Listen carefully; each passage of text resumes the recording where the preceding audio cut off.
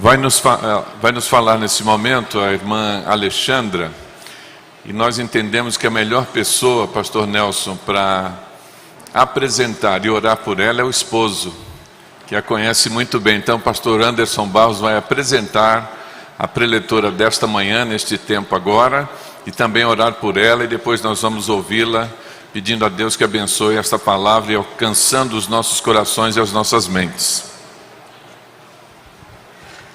Graças a Deus, queridos. Estou com um desafio enorme aqui.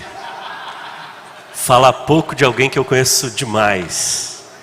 E a Alexandra é muito especial. Nos conhecemos lá no Seminário Teológico Batista do Sul do Brasil há pelo menos 23 anos. Casados há 20 anos. Teóloga, pedagoga, técnica em nutrição.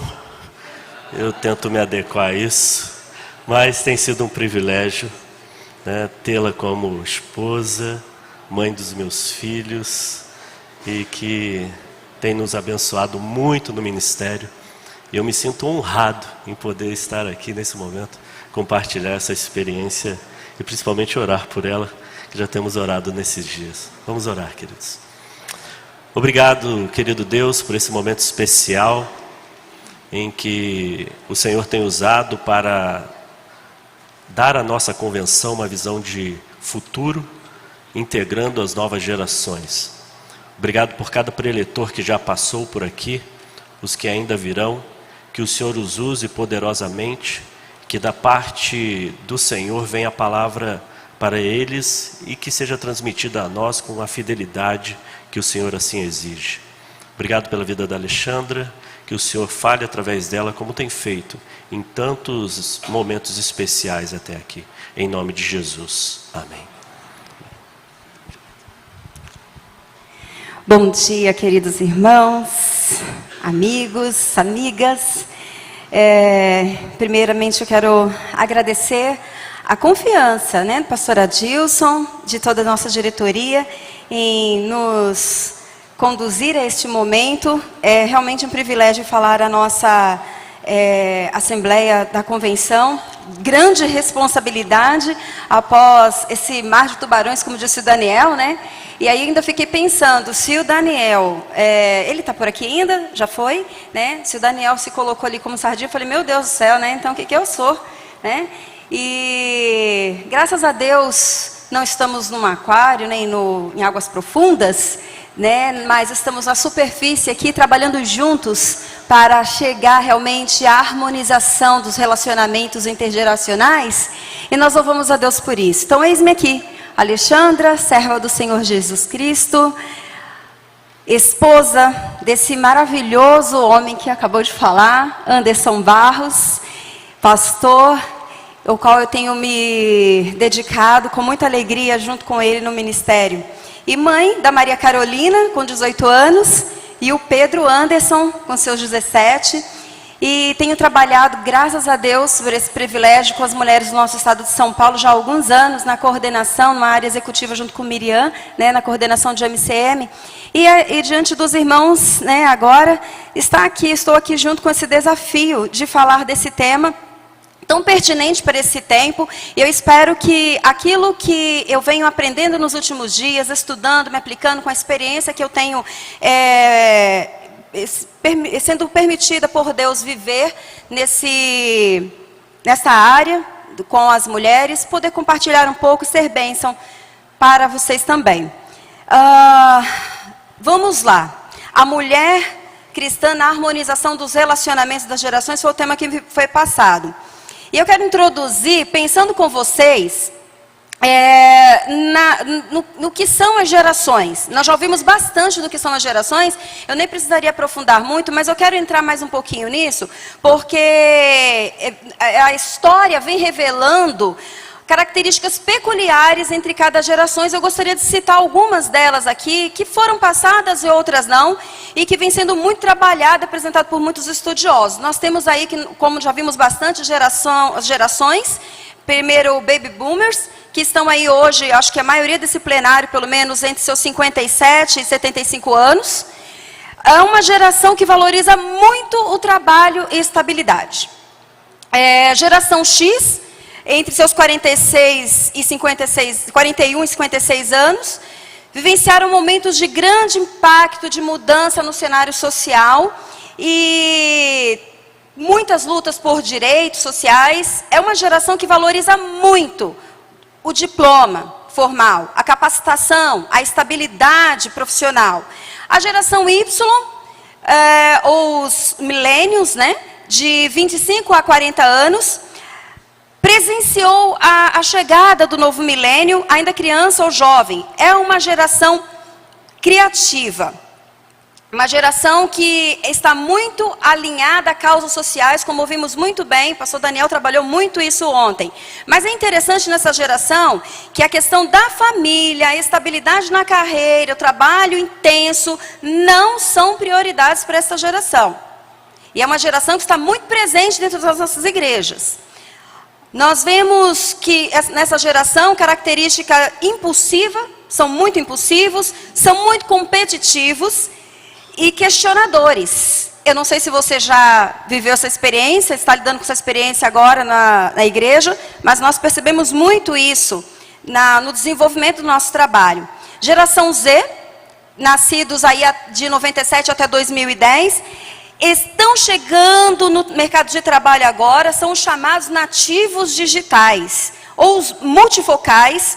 Eles aprendem com múltiplas formas, estão sempre online, estão muito engajados também nas questões sociais, ambientais e identitárias. Mas essa geração aqui, dos seus mais jovem, né, até os 2010, ela tem uma aparente tendência a ser mais conservadora do que a geração anterior. Então nós não estamos falando de uma geração que está, vamos dizer assim, desencadeando aí num processo ladeira abaixo, né? Vamos colocar assim. É uma geração que está começando a pensar um pouquinho mais em alguns valores. E aí, por fim, nós temos a geração alfa, que são os nascidos até 2010, como já vimos. É uma geração que a exposição às telas é ainda muito mais forte nessa geração. E nós vimos aqui que o Daniel colocou ontem, muito interessante, que não é permitido por lei, né, as crianças até 3 anos estarem expostas, mas nós não vemos isso. Nós vemos essas crianças totalmente conectadas o tempo todo. Né? E os pais brigam para evitar que isso aconteça, mas faz parte, já está quase que no DNA deles. E eles estão muito mais acostumados aos meios digitais para entreter e buscar informações. Eles requerem uma educação muito mais dinâmica, ativa, multiplataforma, personalizada para eles. Não pode ser mais aquela plataforma onde eles encontram aquilo que nós queremos mostrar. Eles querem algo personalizado que atenda aos seus interesses. Eles querem aprender com situações concretas. É a geração que quer andar junto. E é interessante que é uma geração que tem interagido muito com os avós. Pastor Irlande falou aqui, Pastor Irlande, que desafio para mim estar aqui logo após a sua palavra. Sou grande admiradora da sua história, né, da sua posição, da sua postura, da sua palavra. E eu me sinto honrada estar aqui muito perto do pastor. E o pastor falou tão bem sobre essa interação quando trata dos avós.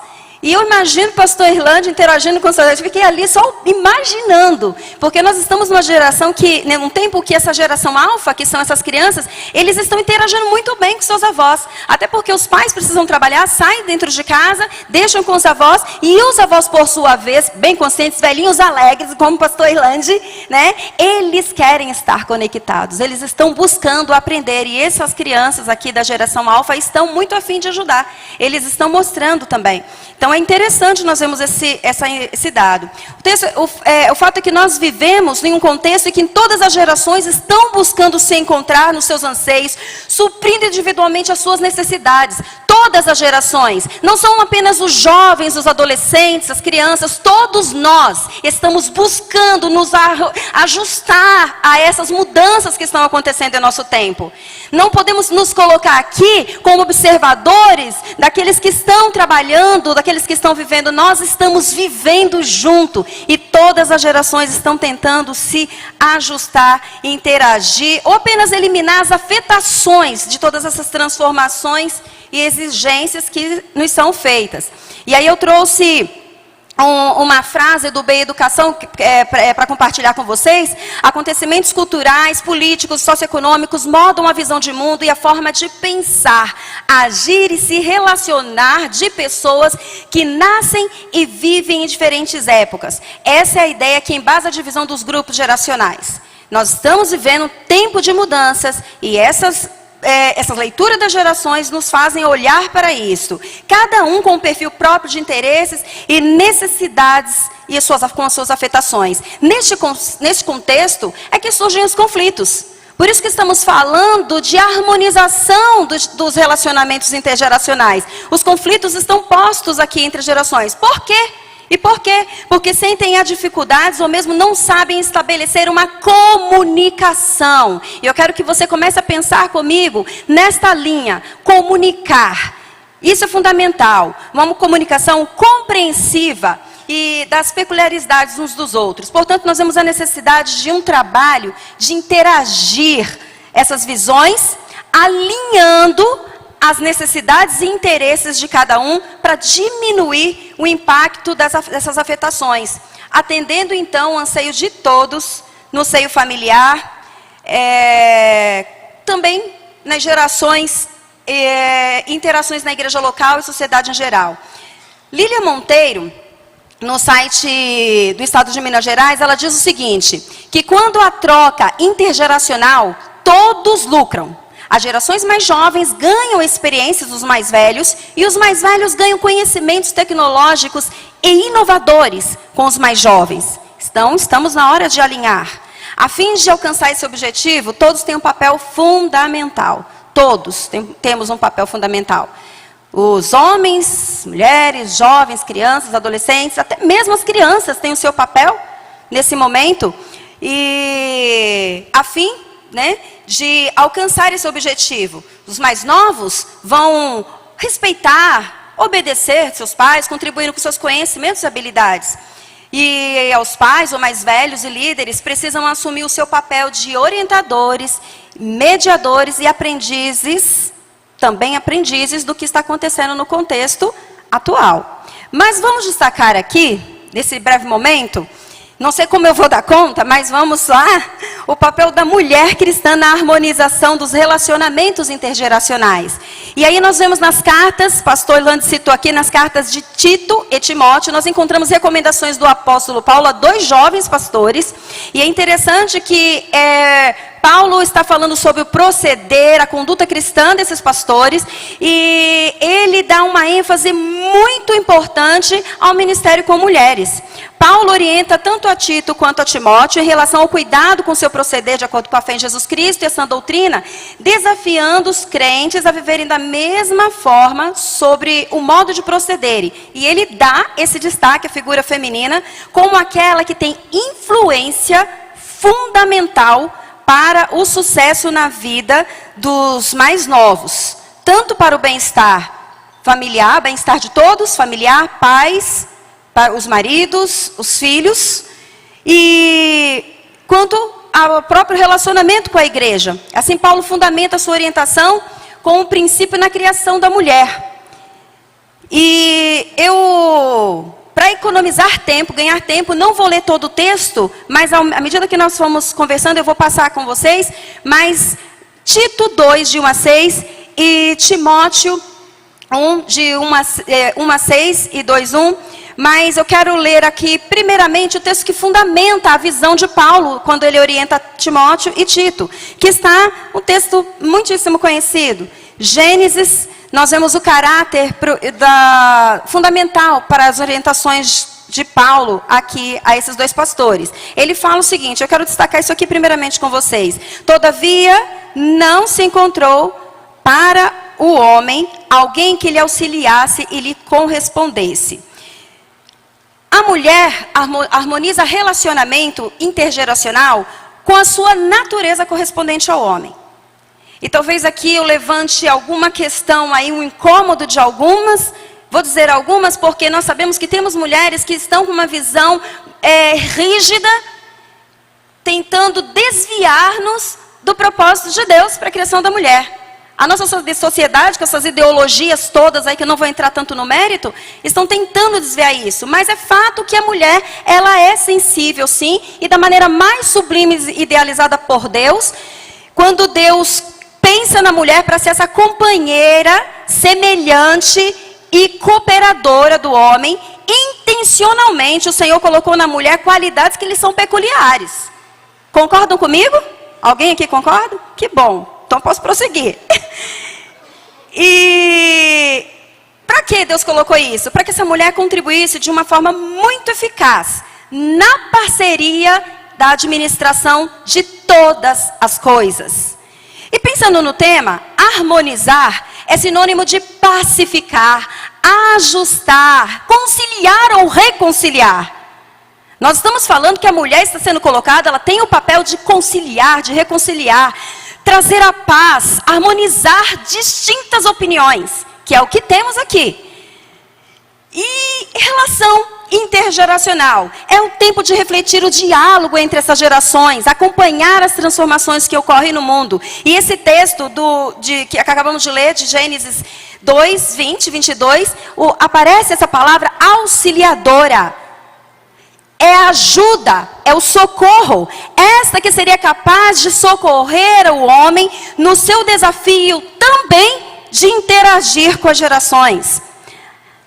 Uma qualidade inquestionável é essa sensibilidade da mulher para ouvir. E por que eu destaco sensibilidade? Porque a mulher tem sim essa natureza, essa facilidade para ouvir e pensar emocionalmente, que não é uma característica muito masculina, pensar emocionalmente sobre as suas possibilidades e resoluções de algum problema. A mulher recebeu de Deus a missão de auxiliar no governo do lar e de todo o relacionamento social, ajudando e socorrendo, inclusive, nos conflitos existentes entre as gerações, em suas vivências que se manifestam por falta de diálogo, empatia e sensibilidade para compreender um ao outro. Percebam que eu estou caminhando para... É a reflexão aqui com vocês de que as gerações precisam se integrar no diálogo, no relacionamento. Neste conceito, a mulher é desafiada a ouvir.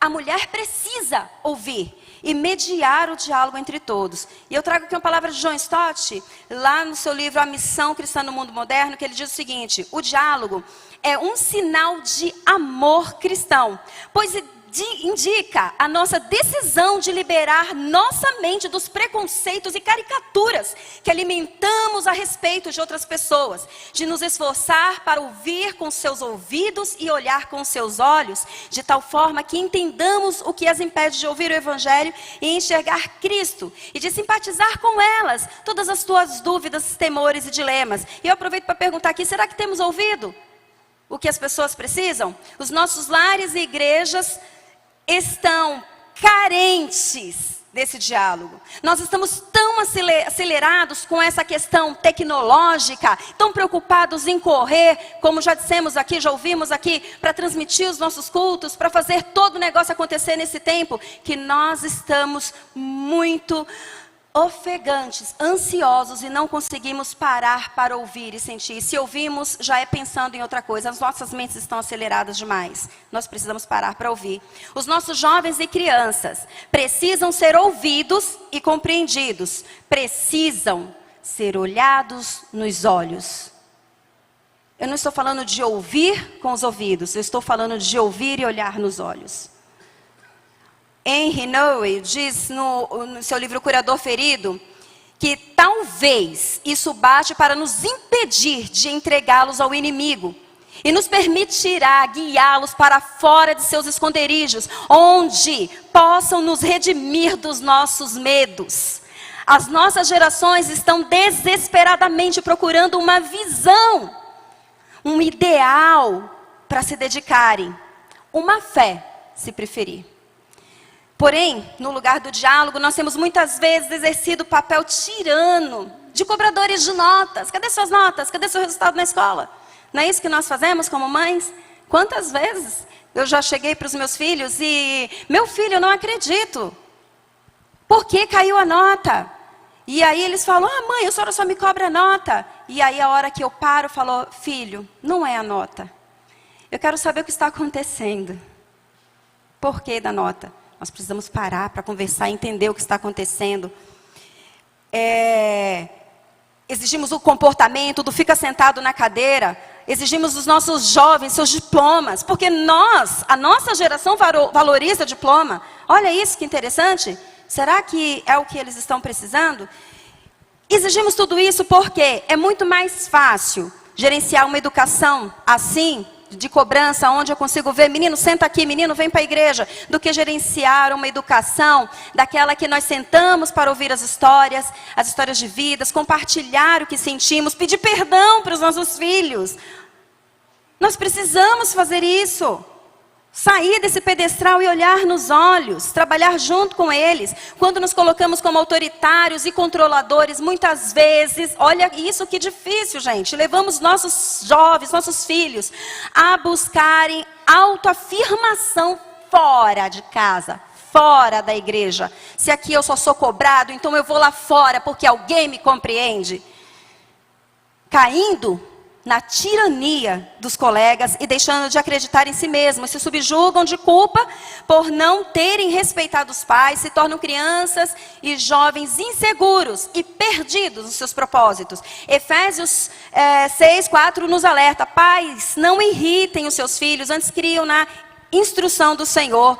O texto trata de obediência, de honra, de vida longa, que eu trago aqui como sonhos e projetos de vida, mas a recomendação é muito forte. Não provoquem a ira, não irritem seus filhos. Nós precisamos estabelecer um ambiente de escuta empática, procurando compreender antes de exercer influência, pois geralmente o mundo que pensamos ver como ele é, pode ser apenas aquele ao que fomos condicionados a ver. Enquanto não compreendemos isso, não podemos construir relacionamentos profundos, influenciando de modo positivo, e aí muitos sofrimentos nas famílias, nas igrejas, na sociedade de modo geral, são gerados por mal entendidos. É nesse contexto que a mulher cristã deve se posicionar como esta auxiliadora correspondente, colocando à prova toda a sua sensibilidade no diálogo, ouvindo, compreendendo, mediando a comunicação empática entre as gerações, no lar e na igreja, a fim de harmonizar esses relacionamentos, alinhando todas as expectativas e fortalecendo principalmente os mais novos, a se tornarem jovens mais seguros em seus princípios esses que nós estamos aqui para ensiná-los. O êxito na harmonia da família, ou na igreja, ou em qualquer outro lugar social, qualquer outro grupo social, começa com a genuína compreensão. Precisamos promover um ambiente onde podemos ver mais o coração dos outros e menos as diferenças e interesses. Vejam, irmãos, nós levantamos aqui as diferenças, mas apenas para chegar no ponto que nós precisamos ver muito menos essas diferenças e olhar nos corações. E quando nós olhamos no coração, compreendemos as diferenças e conseguimos ajustar as expectativas. E isso exige controlar a nossa própria satisfação, com menos julgamentos. Quando nós compreendemos, nós não julgamos. Nós queremos aqui falar, essa geração é isso ou aquilo, mas nós precisamos compreender essa geração para julgar menos. Stephen Covey, no seu livro 7 Hábitos das Famílias Altamente Eficazes, diz: a menos que escute com empatia, você permanecerá dentro de sua própria estrutura de referências, não que constitui um ganho para os outros. Não saberá realmente como veem o mundo, como veem a si próprios e como veem você. Como os nossos jovens, como as nossas crianças estão nos vendo. Eu teria uma ilustração para compartilhar com vocês, mas vou poupá-los desse momento porque o nosso tempo exige isso. Mas eu quero ir direto para Provérbios 14:1, quando diz que a mulher sábia edifica a sua casa, mas com as próprias tolas a insensata derruba. A mulher cristã precisa assumir o seu papel de auxiliadora com toda a sabedoria e com toda a sensibilidade feminina e prontidão para compreender e mediar os conflitos nas diferentes visões do mundo. Como a mulher vai fazer isso? Cumprindo a sua missão de orientar os mais novos, ouvindo, e descobrindo os seus sonhos, incertezas e medos, motivando-os a acreditar em seus potenciais e prosseguirem firmados na fé em Cristo e cumprindo o propósito das suas vidas para a glória de Deus. Nós, mulheres, precisamos usar dessa sensibilidade que o Senhor colocou em nós para ouvir, compreender e dirigir as novas gerações. A mulher cristã harmoniza relacionamentos intergeracionais com a sua didática maternal. Deus colocou também essa característica na mulher, essa qualidade maternal, que mesmo que uma mulher não venha gerar filhos, essa mulher tem essa disposição maternal que está muito ligada ao cuidado e ao ensino, orientação. Por isso que eu trago aqui essa didática maternal. E rapidamente, quando eu trabalho com a União Feminina Missionária já há alguns anos, e minha área tem sido muito focada na capacitação de mulheres. E a missão de União Feminina é viabilizar educação cristã missionária para crianças, meninas, adolescentes, jovens e mulheres, a fim de que eles se comprometam com a expansão do reino de Deus. Ou seja, educação em uma postura maternal. É isso que a União Feminina tem feito. E a Bíblia traz a maternidade respeito e significado. Quando lá em Isaías 66:13 diz: assim como a mãe consola o seu filho, também eu os consolarei. E em 1 Tessalonicenses 2:7, tornando-nos bondosos com vocês, entre vocês, como uma mãe que cuida dos seus próprios filhos. Vejam que esse conceito de mãe é muito valorizado na Bíblia. Ser mãe não é uma coisa social, é algo pensado por Deus. Isso é lindo demais. Uma mãe no contexto bíblico tinha o papel de tornar a família próspera. Essa mulher, ela deveria cuidar de uma criança até os seus 6 anos de idade.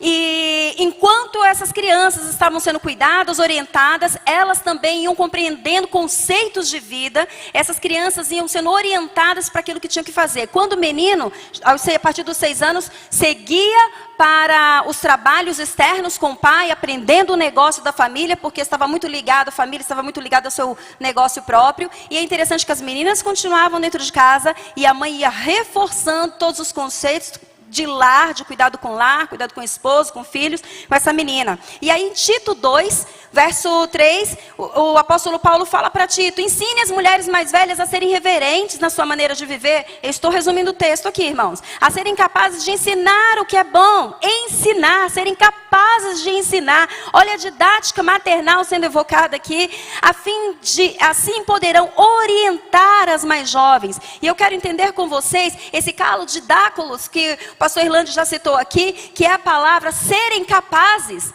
Está relacionada a essa didática. É aquele que ensina o que é bom, é o professor do bem. Paulo está falando para Tito, pega essas mulheres e ensina essas mulheres da igreja a ensinarem o que é bom. Elas precisam passar isso, elas precisam ser professoras do bem para essas novas mulheres, para essa nova geração. E quando nós trabalhamos a ideia de relacionamento intergeracional aqui, o chamado da mulher cristã mais velha, em sua missão de moderar e trazer à tona o sentido da geração das mulheres mais novas, de como elas precisavam atuar com suas responsabilidades familiares e pessoais.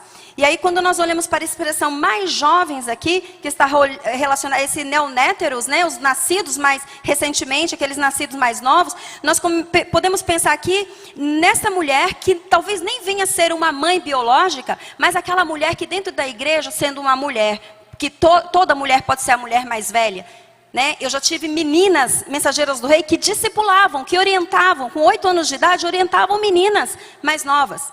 Vamos pensar aqui nessa mulher que tem essa qualidade dada por Deus, maternal, para ensinar e para orientar. Não precisa ser a mulher mais velha, acima dos 50. Qualquer mulher pode ser mais velha e qualquer mulher pode ser mais nova, para aprender ou para ensinar. Tito resgata aqui a mesma ideia encontrada em Provérbios 31, quando nós vemos aquela mulher exemplar que conquista a confiança. O verso 26 de Provérbios 31 diz: fala com sabedoria e ensina com amor. Essa é a didática maternal. É a mulher cristã que sabe falar com sabedoria e sabe ensinar com amor. que sabe conversar com todas as gerações. E nos versos 28 e 29 nós vemos que essa mulher, ela chega a conquistar o respeito do seu marido e dos seus filhos. Seus filhos se levantam e elogiam, seu marido também elogia dizendo: muitas mulheres são exemplares, mas você a todas supera.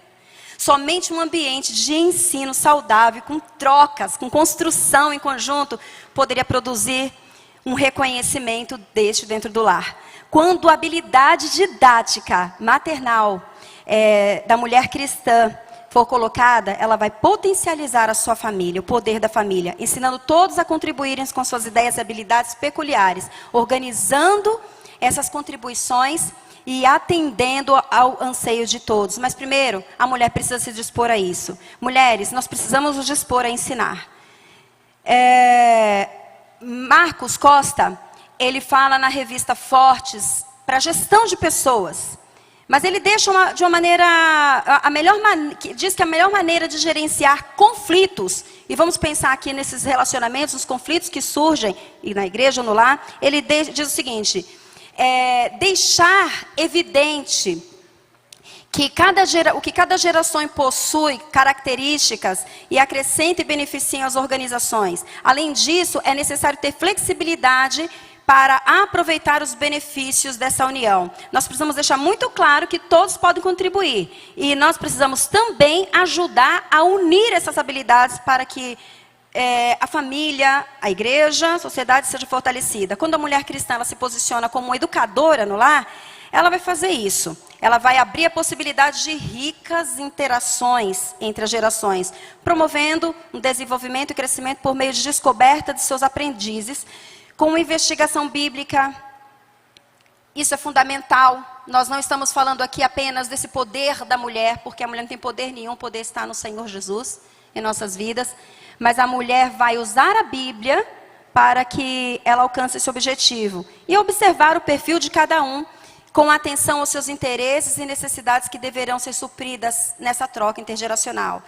A mulher cristã ela harmoniza relacionamentos intergeracionais com exemplo de integridade. Eu não poderia fechar a minha palavra antes de dizer isso, porque nós mulheres cristãs precisamos, antes de qualquer esforço, sermos exemplo. Nós só vamos conseguir olhar nos olhos, fazer uma criança, um adolescente parar e aceitar ser olhado nos olhos, se ele sentir integridade. E nós já ouvimos bastante disso aqui também. E aí em 2 Timóteo 1,5, o apóstolo Paulo diz a Timóteo: recordo-me da sua fé não fingida, que primeiro habitou em sua avó Loide e em sua mãe Eunice, e estou convencido de que também habita em você. Eu poderia aqui continuar trabalhando essa questão da didática, porque imagino que Loide e Eunice foram grandes professoras, grandes educadoras no seu lar, a fim de trazer Timóteo a esse homem de fé, homem comprometido com o evangelho como foi. Mas eu vou destacar aqui o significado do exemplo para a harmonização dos relacionamentos. Recordo-me da sua fé não fingida. A fé que habitava em Eunice e Loide era uma fé que revelava o seu propósito, o seu padrão de vida. E essa palavra, ela nos traz, o Novo Testamento nos traz essa compreensão de fé, de convicção, de relacionamento com Deus, ou com tudo aquilo que é de Deus. Essa palavra fé está relacionada a isso. Deus, o Criador, o governador de todas as coisas, aquele que provê, aquele que doou salvação através de Jesus Cristo. Fé revela o caráter. E era esse o testemunho de fé dessas mulheres aqui. Uma fé verdadeiramente envolvente. Era a fé de Loide e Eunice. Habitou, a palavra habitou, que viveu. A fé habitou de tal forma em Loide e Eunice que foi capaz de influenciar tanto a Timóteo que ele também começou a se envolver nessa fé. O apóstolo Paulo fala: eu tenho certeza de que essa mesma fé habita em você. A fé de Loide e Eunice, ela estava realmente tão ligada à sua vida, ao seu comportamento, que não foi difícil influenciar Timóteo com tanta profundidade. E eu fico muito feliz quando alguma mãe chega perto de mim, alguma mulher chega perto de mim e espera receber algum aconselhamento, mas sempre me diz o seguinte: eu quero conversar com você porque eu vejo os seus filhos E eu percebo que os seus filhos, e eu gostaria que os meus filhos, isso aquece meu coração, porque eu tenho certeza de que o Senhor tem sido muito misericórdia em nos conduzir à educação, à boa educação dos nossos filhos. Eu louvo a Deus, porque neste momento Maria e Pedro estão agora ouvindo essa mensagem. Eles não estão aqui presentes porque eles estão trabalhando no nosso programa de férias, lá na Igreja Batista do Marapé. Alguém me disse ontem, seus filhos têm pedigree. Eu acho que meus filhos tiveram mãe e pai que olharam nos olhos. Irmãos, não para nossa glória, mas eu sempre preferi ser obediente a Deus nesse sentido. E eu aprendi isso com uma mulher muito importante na minha vida. A dona Maria da Penha, a minha mãe, que também deve estar ouvindo agora. E o pastor falou aqui que ele era considerado o melhor pregador, né?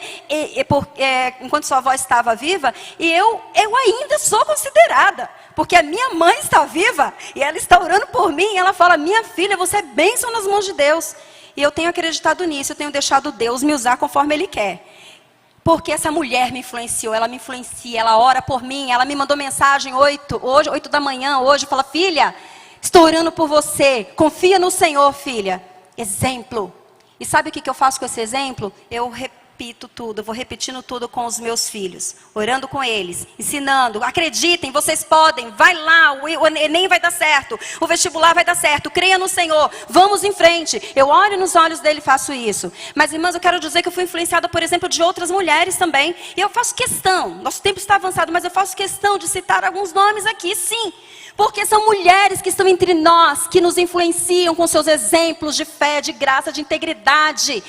E de uma maneira muito envolvente. Eu quero lembrar da irmã Helena, esposa do pastor Marcílio. Pouco tempo de convívio, mas essa mulher me influencia demais. Eu quero lembrar de algumas mulheres que estão aqui no plenário. Irmã Débora Lins. Te amo, Débora. Você é influência na minha vida. Lembro da irmã, e eu vou me emocionar, porque eu sou assim mesmo, sou sensível. Irmã Rita. Interessante que quando eu conheci a irmã Rita, meu esposo, Anderson, era pastor auxiliar junto com o pastor Genivaldo. E eu nem entendi o jeitinho da Rita, né? Assim, toda sempre muito elegante. E a Rita me conquistou de uma tal forma, exemplo de mulher cristã na minha vida. Reuniu as mulheres aqui no plenário hoje de manhã, foi lá na sala de oração orar, me cobrir com a graça do Senhor, com a oração delas. Obrigado, amigas de oração. Vocês são exemplo de Deus na minha vida.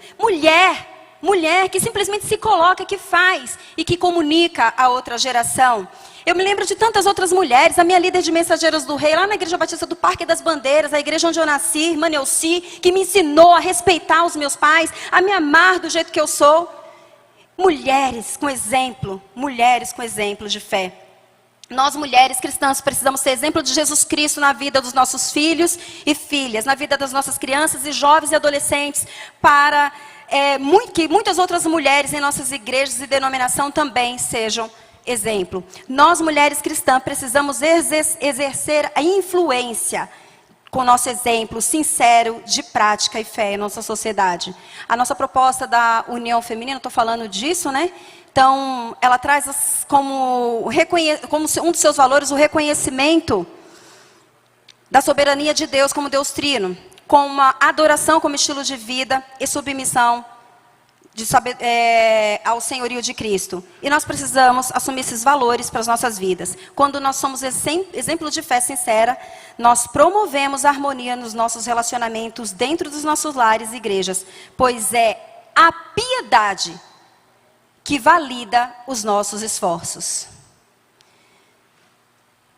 Eu já avancei bastante o tempo, mas eu quero deixar só um apelo aqui. A mulher cristã, ela harmoniza relacionamentos intergeracionais com rede de apoio. Eu quero falar muito aos corações dos pastores e líderes nesse momento. Nós não construímos nada sozinhos. Nós podemos até fazer muita coisa, mas uma construção, ela sempre vai exigir a contribuição de alguém em algum momento. E rede de apoio é um grupo de pessoas, organizações que atuam com seus serviços, auxiliando o suporte para o que é necessário ser feito. A mulher cristã, ela conta com o apoio de pastores e líderes para orientar e ensinar nesse diálogo com os mais novos. Eu só lembro aqui rapidamente de Eunice, mais uma vez, Eunice, ela foi essa mulher exemplo. Lloyd foi também essa mulher exemplo. Mas ela contou com a contribuição do apóstolo Paulo. O apóstolo Paulo foi fundamental. Ele vai olhar para Tito, ele olha para Timóteo e ele fala: vocês são os meus filhos. E aí nós vamos ver o texto dizendo que você que está sobre a minha imposição de mãos, continue firme. O apóstolo Paulo foi presente. O apóstolo Paulo fala para Tito: olha, dê valor, dê importância ao ministério com mulheres, porque isso é fundamental para que a igreja prospere, porque são as mulheres que vão ensinar os seus filhos a serem os homens que eles precisam ser. São essas mulheres que vão orientar as mulheres mais jovens a orientar os seus filhos a serem o que eles serão lá no futuro. Pastores, sejam rede de apoio no ministério com mulheres. Eu sou coordenadora de MCM, tenho passado por nosso estado, fazendo capacitação de MCM em várias igrejas e associações. E eu ainda tenho ficado muito triste quando mulheres chegam para mim e falam: mas o meu pastor não me deixa, o meu pastor não entende. Pastores, cheguem perto dessas mulheres, em nome de Jesus eu peço isso. Cheguem perto dessas mulheres e olhem nos olhos dela e falem: minha irmã, diga o que você precisa. Irmãos, vamos mudar o nosso estado. Nós já ouvimos tantas coisas maravilhosas. Pastor Adilson, que reflexão que foi proposta. Eu louvo a Deus por isso. A reflexão está posta. E o que nós vamos fazer com isso a partir daqui? Meus irmãos, vamos continuar escrevendo uma história que vai mudar a nossa denominação no nosso estado. Nós precisamos sair daqui comprometidos a colocar tudo isso que estamos ouvindo em prática. Estamos avançados no tempo e nós não podemos desconsiderar a importância, porque tempo, já dizia, no passado é dinheiro, e nós não podemos empobrecer gastando esse tempo à toa. Nós precisamos daqui e colocar em prática, unir esse potencial que as mulheres têm, essa sensibilidade de sentar, de ouvir, de olhar nos olhos e compreender. Maridos, olhem nos olhos das suas esposas, entendam o que elas precisam. O pastor Irlande já nos alertou tanto quanto a isso. Olhem nos olhos, vamos conversar, vamos dialogar, vamos ter escuta empática, vamos fazer diferença, porque já passou do tempo. Não é chegado o tempo, já passou do tempo. Me desculpe me alterar, mas isso me emociona demais, porque é um chamado do Senhor para nós nesse tempo. Muito obrigada, irmãos, por ouvirem. Permaneça aqui não.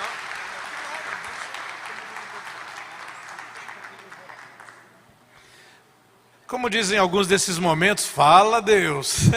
É Deus falando, né, irmãos? Deus falando. Nós vamos orar pela Alexandra, que impacta a gente com esse tempo tão especial, não é?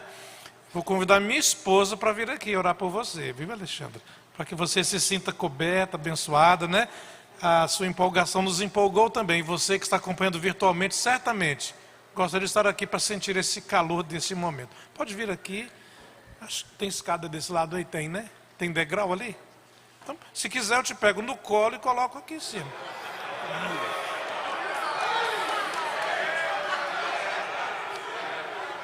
Ganhei ponto, né? Ganhei um ponto hoje. Ganhei um ponto nesse momento. Ore pela Alexandra, peça que Deus abençoe. O Anderson está perto? Pode vir correndo? Tem como vir aqui correndo? O Anderson está aí? Não. Está por aí, está trabalhando, ele sempre está trabalhando. Vai orar pela Alexandra. Oremos. Pai, nós queremos te agradecer, ó Deus, por tudo que temos ouvido aqui neste plenário, Senhor. Queremos te agradecer neste momento tão somente pela vida da Alexandra. Obrigado, ó Deus, pelo tempo que ela passou refletindo e buscando do Senhor a tua vontade sobre aquilo que ela deveria expor aqui. E nós te agradecemos, ó Deus, porque nós entendemos que o Senhor falou através dela. Por ela nós te pedimos que o Senhor continue abençoando. Abençoando a sua vida, abençoando a sua família, abençoando os seus filhos. Obrigada, Senhor, por este momento. É a nossa oração em nome de Jesus. Amém. Dá um abraço na sua esposa, Anderson, aí, olhe nos olhos dela, bem firme, por favor. Deus abençoe vocês. Deus abençoe vocês. Obrigado, obrigado.